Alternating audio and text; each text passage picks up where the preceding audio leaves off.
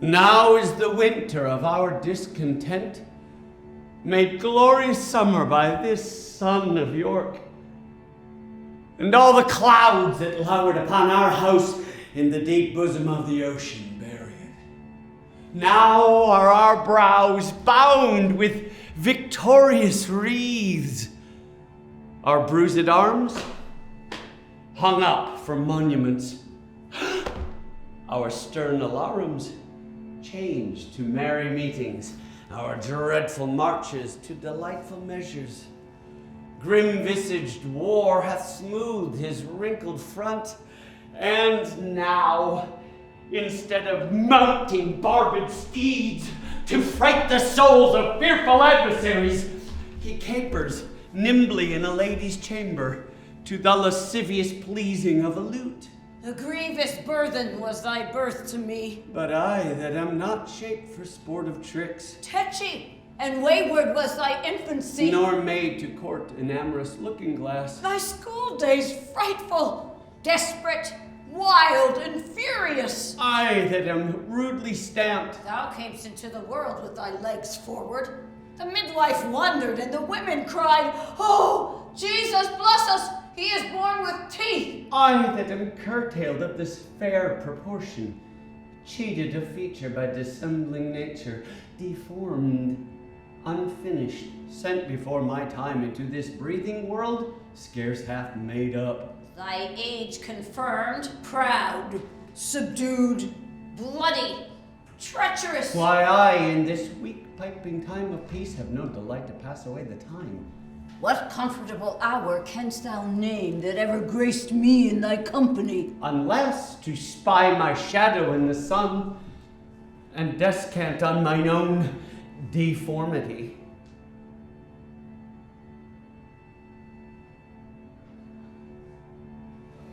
Oh, by the holy rood, thou know'st it well. Thou camest on earth to make the earth my hell. And therefore, since I cannot prove a lover, to entertain these fair well-spoken days, I am determined to prove a villain, and hate the idle pleasures of these days.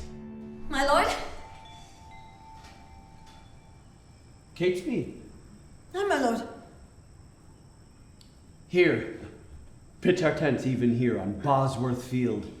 Hast thou described the number of the foe? 6,000 or 7,000 is their utmost power. Why, our number triples that amount. What?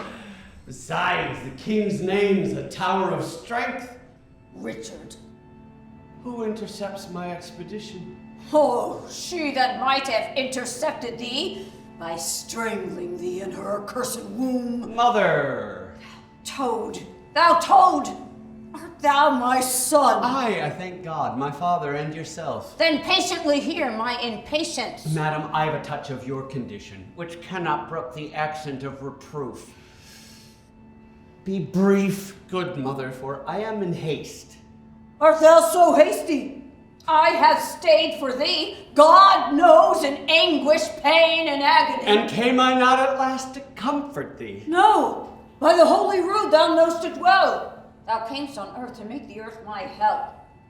What comfortable hour canst thou name that ever graced me in thy company? If I be so disgracious in your sight, let me march on and not offend your grace. I pray thee hear me speak. You speak too bitterly. Hear me a word, for I shall never speak to thee again.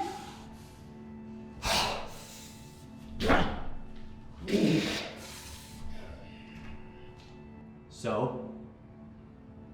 Either thou wilt die by God's just ordinance, or I with grief in extreme age shall perish and never look upon thy face again. Therefore, take with me my most heavy curse. My prayers on the adverse party fight. Bloody thou art, and bloody will be thy end. Shame serves thy life, and doth thy death attend.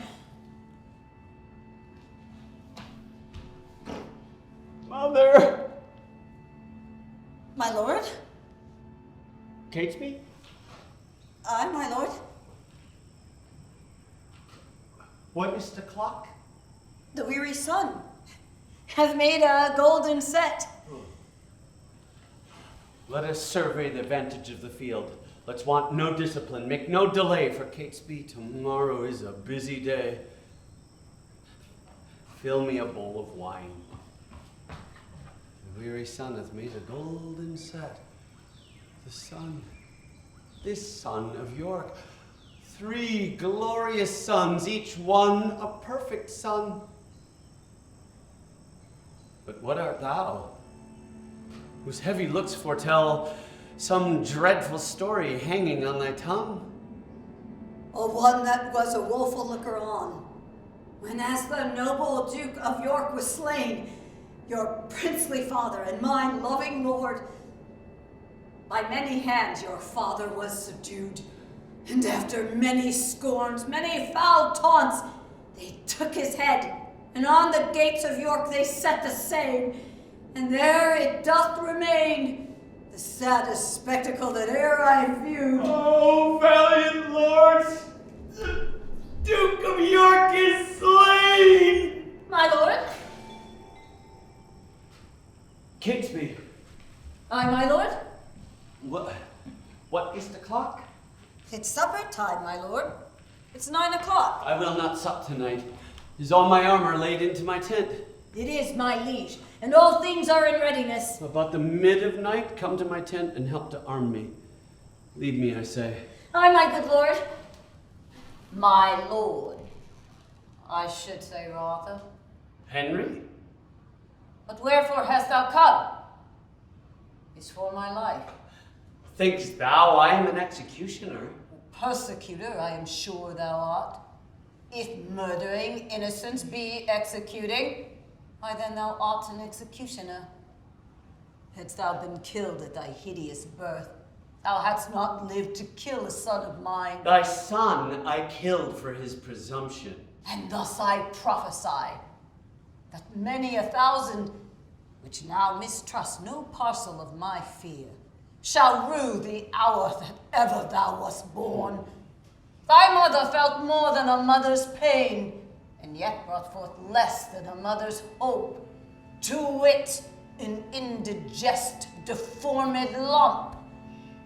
Teeth hadst thou in thy head when thou wast born, to signify thou camest to bite the world, and if the rest be true, which I have heard, thou camest...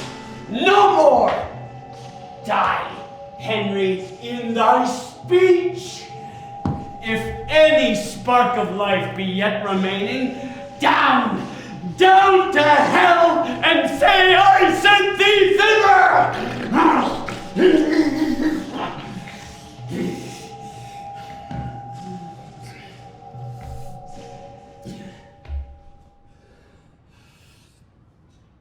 Indeed, 'tis true that Henry told me of, for I have often heard my mother say, I came into this world with my legs forward. The midwife wondered and the women cried, Oh, Jesus, bless us. He is born with a vaunt.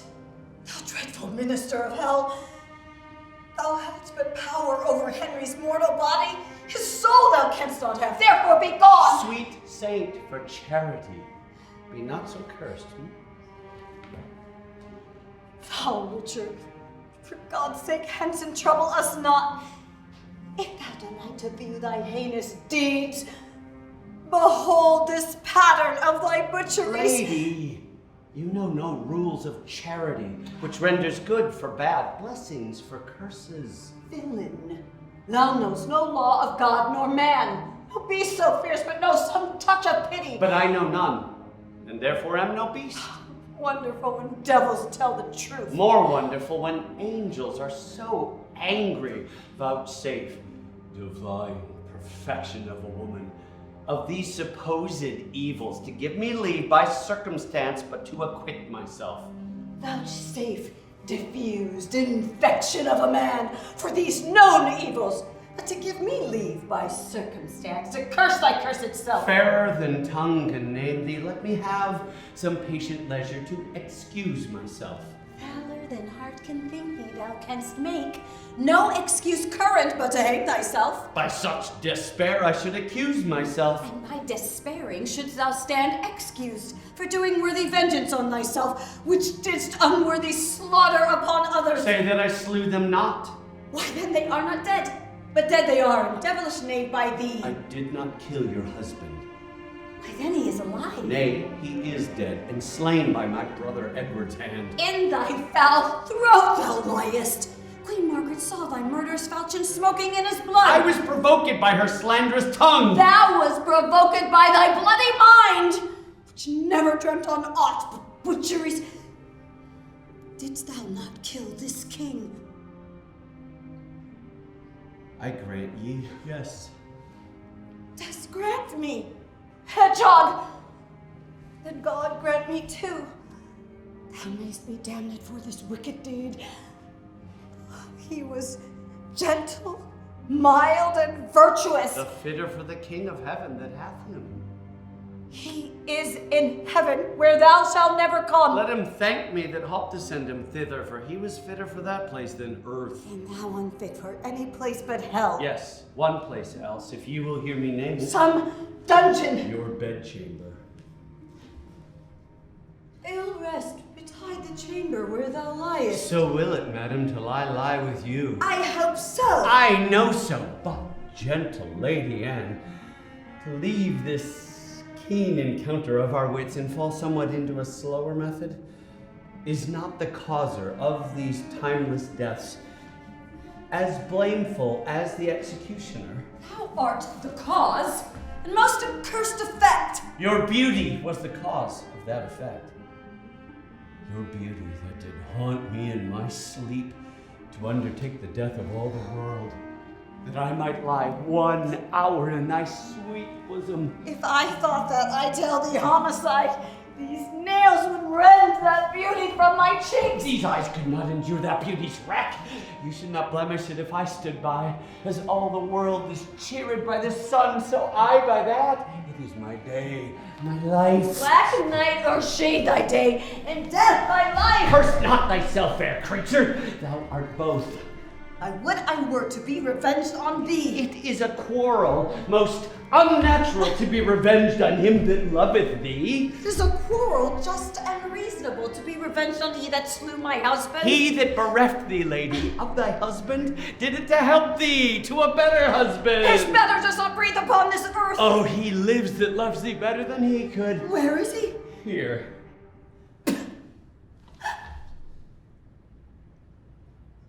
Why dost thou spit at me? Would it were mortal poison for thy sake. Never came poison from so sweet a place. Never hung poison on a fowler toad. Out of my sight!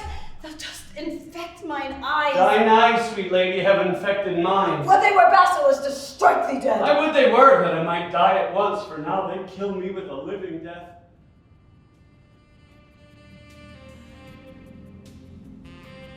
Those eyes of thine from mine have drawn salt tears.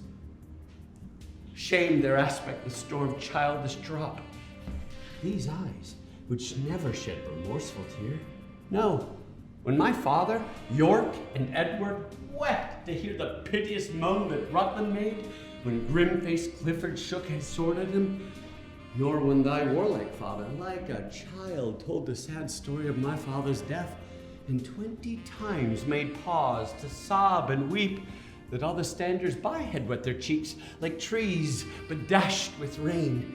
In that sad time, my manly eyes did scorn and humble tear. And what all these sorrows could not thence exhale, thy beauty hath, and made them blind with weeping.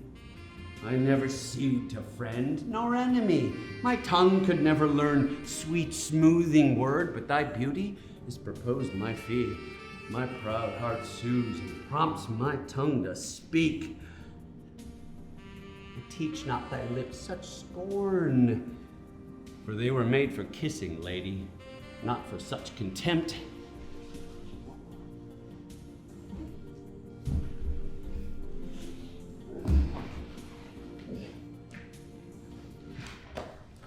If thy revengeful heart cannot forgive, lo, here, I lend thee this sharp-pointed sword, which, if thou please it to hide in his true breast and set forth the soul that adoreth thee, I lay it naked to thy deadly stroke and humbly beg the death upon my knee.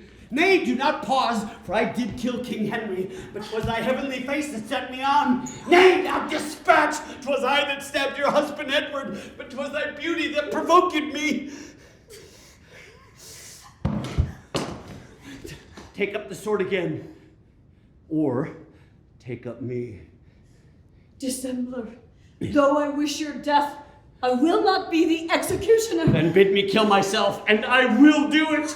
I have already. Talk that was in thy rage, speak it again, and even with the word, this hand, which for thy love did kill thy love, shall for thy love kill a far truer love. To both their death shalt thou be accessary. I would I knew thy heart. Disfigured in my tongue. I fear me both are false. There never man was true. Well, put up your sword. Say that my peace is made. That shall you know hereafter. But shall I live in hope? All men I hope live so.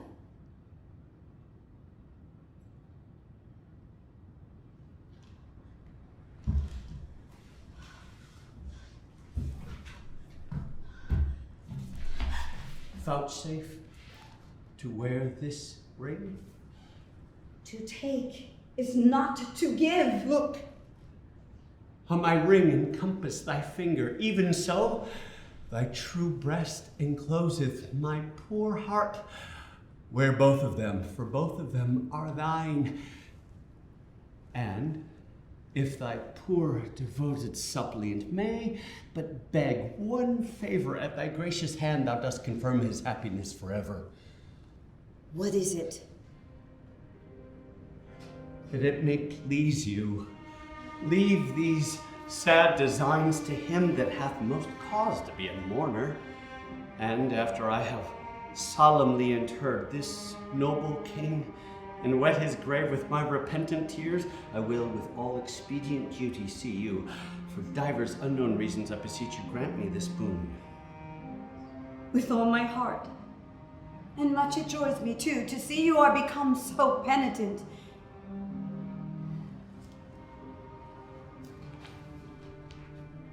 Bid me farewell. 'Tis more than you deserve. But since you teach me how to flatter you, imagine I have said farewell already.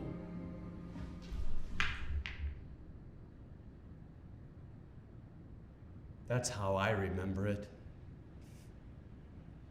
I do mistake my person all this while. Upon my life, she finds, although I cannot, myself to be a marvelous, proper man. I shall be at charges to find a looking glass and entertain some score or two of tailors, to study fashions, to adorn my body. Since I am crept in favor with myself, I shall maintain it with some little cost. Shine out, fair sun, till I have bought a glass, that I may see my shadow as I pass. And yet I run before my horse to market. Clarence still breathes. Edward still lives and reigns. When they are gone, then must I count my gains. I have no brother. I am like no brother. Clarence, what means His this? Majesty hath imprisoned me in the tower. Upon what cause, Clarence, may I know? Yea, Richard, when I know, for I protest as of yet I know not. 'Tis not the king that sent you to the tower. Elizabeth, his wife, Clarence, 'tis she that tempers him to this extremity. We are not safe, Clarence. We are not safe, and yet we are the queen's subjects and must obey. Brother, I will unto the king. This deep disgrace in brotherhood troubles me deeper than you can imagine. I know it pleaseth neither of us well. Oh, I have passed a miserable night, so full of ugly sights, of ghastly dreams. Well, your imprisonment shall not be long. Meantime, have patience. I must perforce. Farewell. simple, plain Clarence, I do love thee so, that I shall shortly send thy soul to heaven. I, that have neither pity, love, nor fear. Oh, halfway there. Oh, living on a prayer.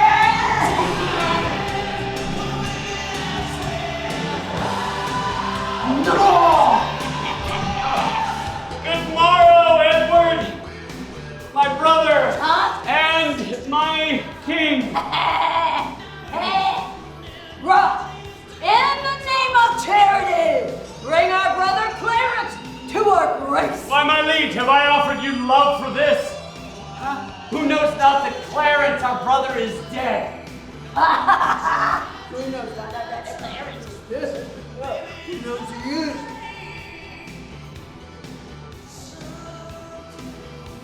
Is Clarence dead? My order was reversed. But he, poor man, by your first order died. I prithee peace. My soul is full of sorrow. My brother slew no man. His fault was fault, and yet his punishment was cruel death. Who sued to me for him? Who spake of love? No, for my brother not a man would speak, nor I, ungracious, speak unto myself for him. Oh, poor soul, poor. Edward? Edward? Edward! My lord!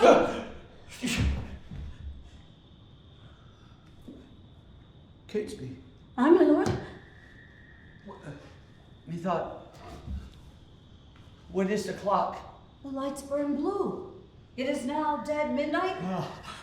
The worm of conscience still benull my soul. Cannot my sovereign sleep these tedious nights? So it should seem. By that I have to say, I did the wrong and first began the brawl. The secret mischiefs that I set abroach I laid into the grievous charge of others. Clarence, whom I indeed have laid in darkness, I did beweep to many simple gulls, and said it was the queen and her allies that turned the king against the duke, my brother.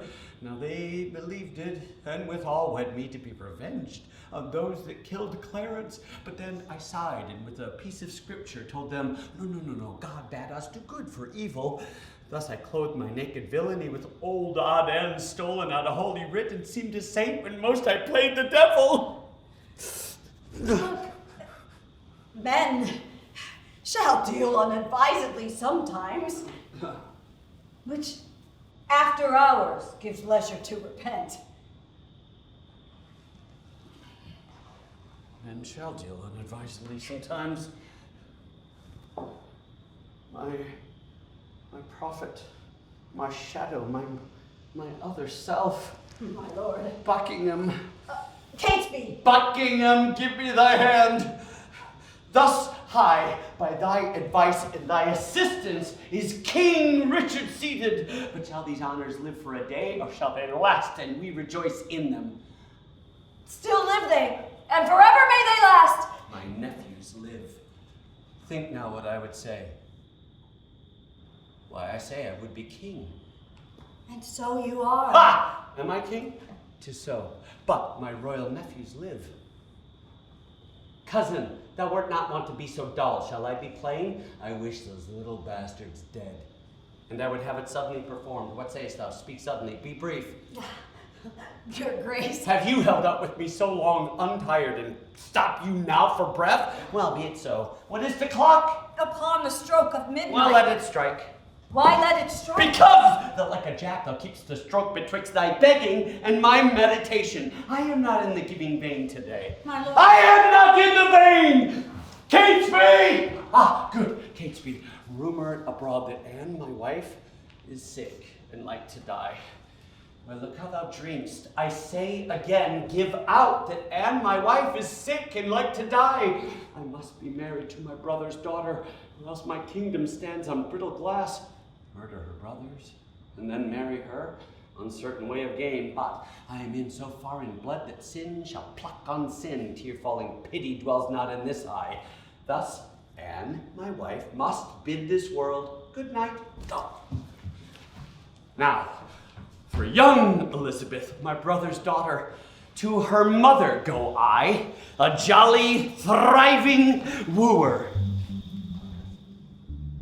I have no more sons of the royal blood for thee to murder, Richard. As for my daughters, they shall be praying nuns, not weeping queens, and therefore level not to hit their lives. You have a daughter called Elizabeth, virtuous and fair, royal and gracious. And must she die for this? Oh, let her live. I'll slander myself as false to Edward's bed, so she may live unscarred of bleeding slaughter. I will confess she was not Edward's daughter. Wrong not her birth, she is of royal blood. To save her life, I'll say she was not so. Her life is only safest in her birth. And only in that safety died her brothers. My babes were destined to a fairer death, if grace had blessed thee with a fair life. You speak as if that I had slain my cousins. Cousins, indeed, and by their uncle cozened, of comfort, kingdom, kindred, freedom, life, whose hands soe'er lanced their tender hearts, thy head all indirectly gave direction. No doubt the murderous knife was dull and blunt, till it was whetted on thy hard stone heart, to revel in the entrails of my land. Madam, I intend more good to you and yours than ever you or yours were by me wronged. Flatter my sorrows with report of it. Tell me, what state, what dignity, what honor canst thou demise to any child of mine? I mean to make her Queen of England. Say then, who does thou mean shall be her king? E'en he that makes her queen, who should be else? What thou? I, even I.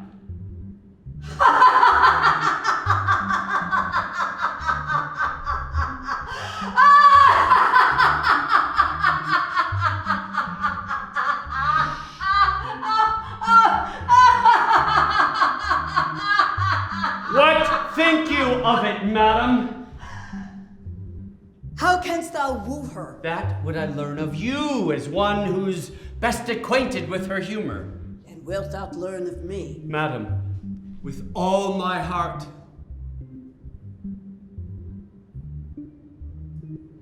Send to her, by the man who slew her brothers, a pair of bleeding hearts, thereon engraved Edward and York, and haply she will weep.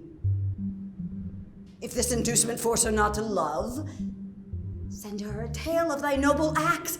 Tell her thou madest away her uncle Clarence, made quick conveyance of her good aunt Anne. Come, you mock me. This is not the way to win your daughter. There is no other way, unless thou canst put on some other shape, and not be Richard that hath done all this. Well, say that I have done all this for love of her.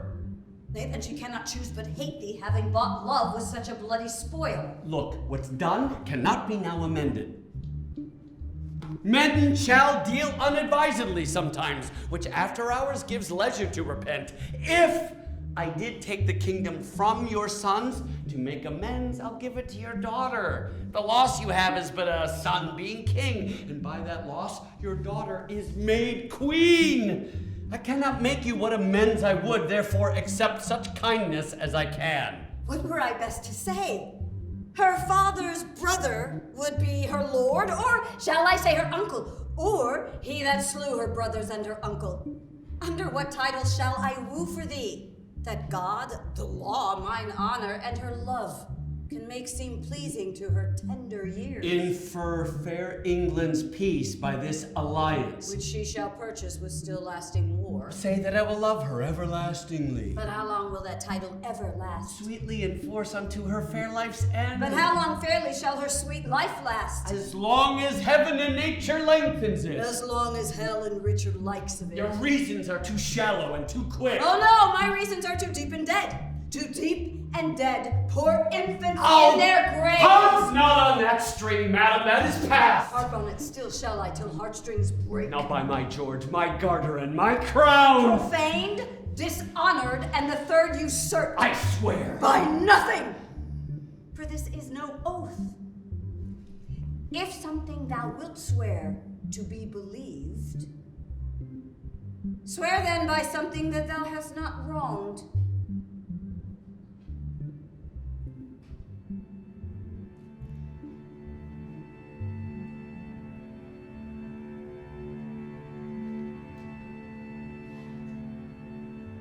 My father's death. Thy life hath that dishonored. Then, by myself. Thyself misusest. Now, by the world. 'Tis full of thy foul wrongs. Why then, by God. God's wrong is most of all. Hadst thou feared to break an oath by him, the unity the king thy brother made had not been broken, nor my brother slain. Hadst thou feared to break an oath by him, the imperial mantle circling now thy brow had graced the tender temples of my child, and both thy nephews had been breathing here, which now to tender playfellows to dust thy broken oath had made a prey for worms.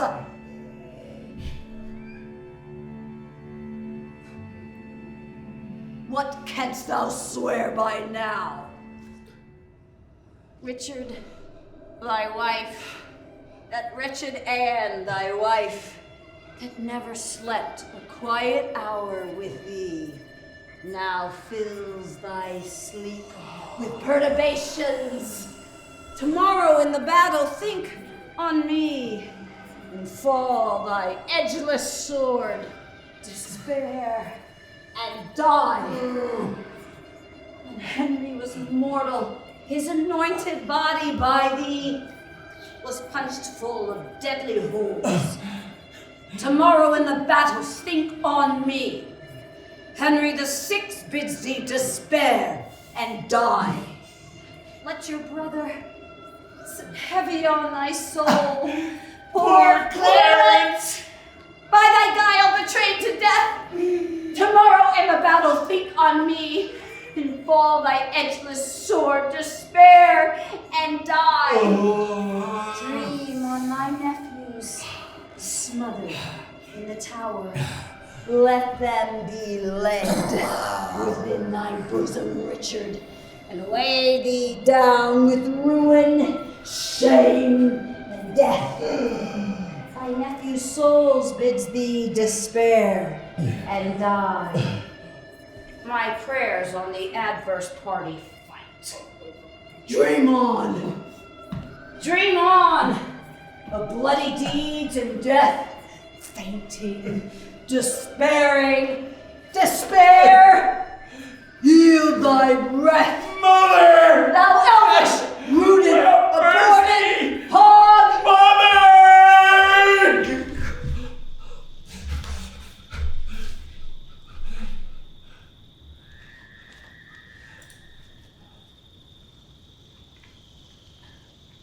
Soft I did but dream. Oh, coward conscience, how dost thou afflict me? Cold, fearful drops stand on my trembling flesh. What do I fear, myself? There's none else by. Richard loves Richard, that is I am I. Is there a murderer here? No. Yes. I am. Then fly, what, from myself? Great reason why, lest I revenge, what, myself upon myself? Alack, I love myself, wherefore? For any good that I myself have done unto myself? Oh no, alas, I rather hate myself for hateful deeds committed by myself. I am a villain, yet I lie, I am not. Fool, of thyself speak well. Fool, do not flatter. My conscience hath 1,000 several tongues, and every tongue brings in a several tale, and every tale condemns me for a villain. Perjury, perjury in the highest degree, murder, stern murder in the direst degree, all several sins, all used in each degree, thronged to the bar, crying all guilty, guilty. I shall despair. There is no creature loves me, and if I die, no soul shall pity me. Nay, wherefore should they, since that I myself find in myself no pity to myself? Methought the souls of all that I had murdered came to my tent, and every one did threat tomorrow's vengeance on the head of Richard. Let not our babbling dreams affright our souls. Conscience is but a word that cowards use, devised at first to keep the strong in awe. Our strong arms be our conscience. Yeah. Swords are laws. Yeah. Then since the heavens have shaped my body so, that hell may crook my mind to answer it. March on. Join bravely. Let us toot pell-mell. If not in heaven, then hand in hand to hell. I that have neither pity, love, nor fear, and I, like one lost in a thorny wood, that rends the thorns and is rent with the thorns, seeking a way and straying from the way, not knowing how to find the open air, but toiling desperately to find it out, torment myself to catch.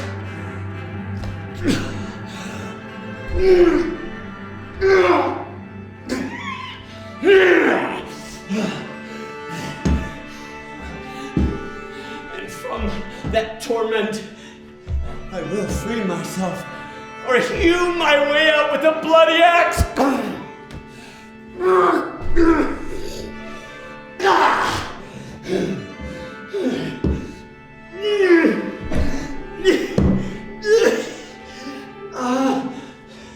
A horse, my kingdom for a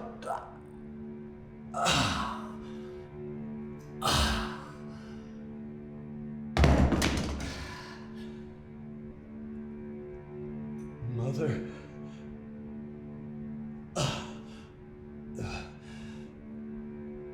Now is